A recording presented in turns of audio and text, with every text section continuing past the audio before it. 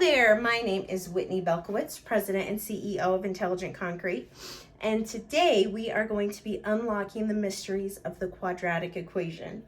Now, I remember back in high school, I believe it was, when I was learning this particular formula, I, like so many kids in my class, was like, what am I ever going to do with this? I think a lot of times as we're working through our math classes, this was obviously before I decided to go into engineering, but we're like, what are we ever going to do with that? And my teachers would always say, well, you never know when you may come across it, and you're not going to always have a calculator lying around, which, now we all have these amazing smartphones with apps, and they all have calculators just built in.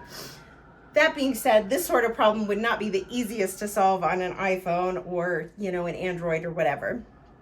But besides the point, as we start working through engineering classes and any sort of degree that is heavy in math, we're going to come across this and we're going to wind up using it.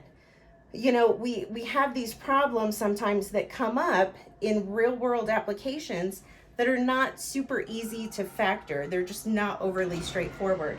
So the quadratic formula is this amazing tool that can allow us to easily solve these sorts of problems.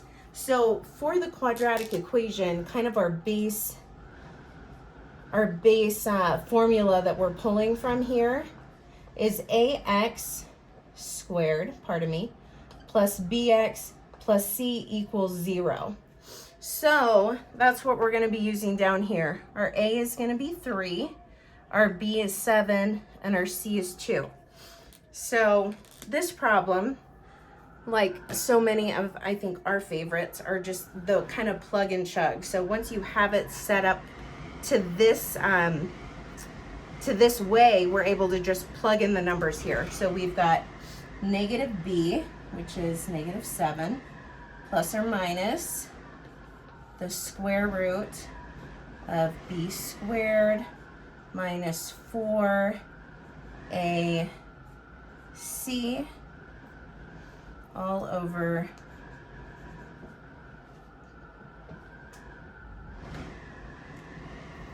(2a). Am I losing that there? There we are. Oh, and it's not 2a. 2 times 3. All right. So I always like to kind of do this piece under my square root. Just, I find that with bigger problems, if I solve the entire thing at the same time, it's a little bit harder to see if or where I made a mistake. So I like to kind of piece it out. So we've got 49. Oh, excuse me. This is a minus. Oops. 49 minus 4 times 3 times 2 is going to be 25. Oh, look at that. I didn't even plan it that way, but how awesome is that going to work out? So this ends up being 5 outside of our square root. So then our possible answers are, we've got negative 7 plus 5 over 6. So that gives us 2 over 6, which is negative 1/3 as a possible solution. Or we go negative 7 minus 5 over 6, which is negative 12 over 6 equals negative 2.